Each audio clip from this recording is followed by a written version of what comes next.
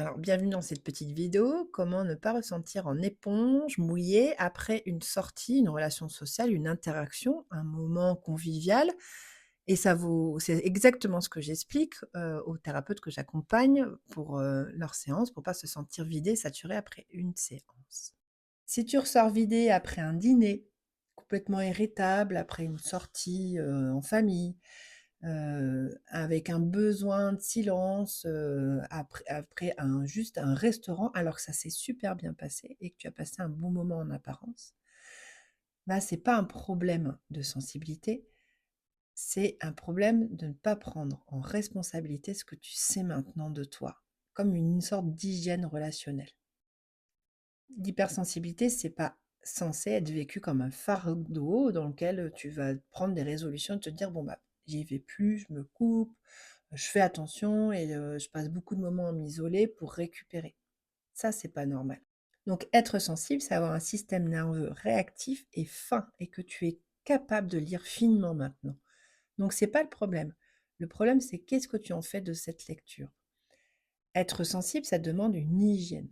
Donc la première clé, elle va être sur qu'est-ce que je fais avant et après ma sortie. Si tu es une éponge, tu pars pas en soirée complètement déshydraté. Avant de la sortie, bah, tu peux t'interroger sur ton sommeil, comment tu t'es nourri, comment tu as bu, quel est du coup ton niveau d'énergie pour soutenir ton système nerveux à t'accompagner et à ne pas tout absorber pendant cette soirée. Un système nerveux complètement déshydraté est fragile et absorbe davantage. Après la sortie, c'est pareil, bah, il faut une transition. Peut-être pas prendre une douche, changer de vêtements, en tout cas signaler vraiment dans conscience que c'est terminé. Te mettre à une fenêtre, respirer et surtout bah, ne pas dramatiser et ne pas culpabiliser. À ce moment-là, je te propose une deuxième clé pour revenir à ton centre en conscience. Quand tu fais ce retour à toi, je te propose de là t'asseoir quelques secondes et là, de faire l'expérience pendant que tu écoutes, de sentir si tu sens tes pieds.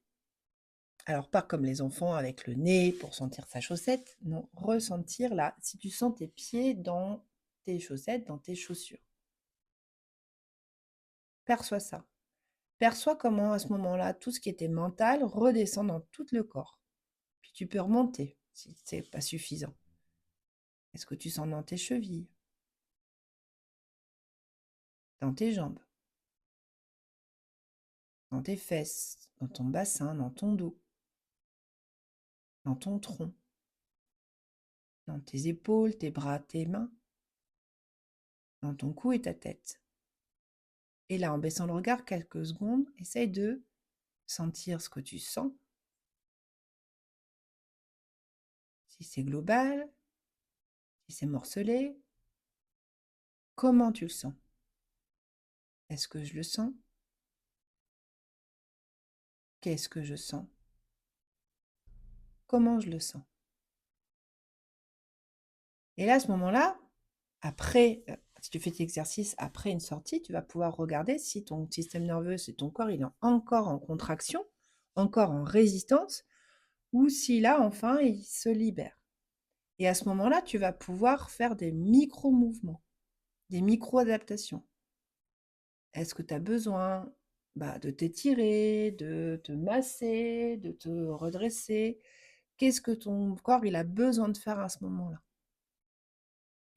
Ta deuxième clé, c'est revenir en ton centre en conscience et écouter ce qu'il y a besoin et faire ce qu'il y a besoin. À ce moment-là, tu peux juste te dire intérieurement, je rends ce qui ne m'appartient pas et je reprends mon énergie, celle que j'ai laissée au restaurant. C'est pas ces phrases magiques. Ce sont des sortes de signaux pour dire à ton système nerveux que tu recrées une frontière, que tu redeviens toi. Et la troisième clé, tu l'auras deviné, c'est pendant la sortie. Comment je me co-régule sans me perdre là-dedans. L'idée, c'est déjà comment tu te mets en lien avec l'autre. Si tu te dis que si tu n'es pas complètement absorbé par ce que te dit l'autre, il va croire que tu es égoïste et que tu n'es pas en attention, là tu te trompes. On peut être dans une relation empathique en compassion avec l'autre. On peut être à l'écoute, attentif, de bons conseils, sans complètement se laisser prendre et embarquer par l'émotion de l'autre, sans soutenir à ce qu'on n'a pas à soutenir, porter ce qu'on n'a pas à porter. Donc à ce moment-là, demande-toi toujours l'émotion qui est en face, elle ne m'appartient pas, c'est à l'autre. Ça peut me toucher, ça peut résonner avec mes miroirs, mais je sais que là, que ça résonne avec mes miroirs. Et tu vas toujours tout de suite le sentir si tu es capable de faire ces allers-retours dans ton corps. Est-ce que là, ce qu'il y a en face, ça me ferme? Est-ce que ça m'ouvre? Est-ce quand je lui réponds, je suis en sécurité à l'intérieur de moi? Ou est-ce que je suis contractée, en protection et là, c'est mes peurs qui parlent à ma place?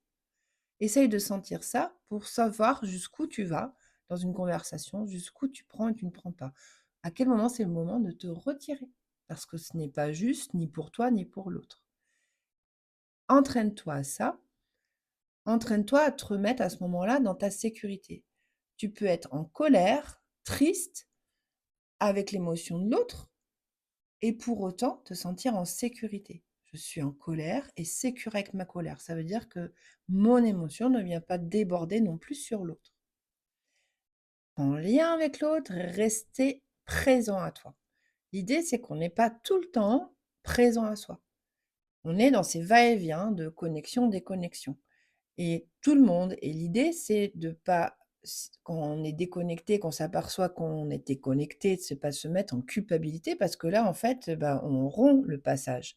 L'idée, c'est de faire ces va-et-vient et de le faire régulièrement, de plus en plus en conscience, pour pouvoir plus facilement y retourner. Ce que ça change? Bah, tu continues à aimer les gens, les concerts, les rires. Tu rentres plus chez toi complètement essoré et surtout, tu as compris cette capacité où tu es entière avec tes propres émotions. La sensibilité, ah, c'est pas un fardeau et c'est plutôt une sorte de puissance qui te demande de la conscience. Si tu as aimé cette vidéo, n'hésite pas à m'en faire un retour pour m'aider à m'améliorer et me poser les questions complémentaires dont tu as besoin. Et surtout, n'hésite pas à la partager.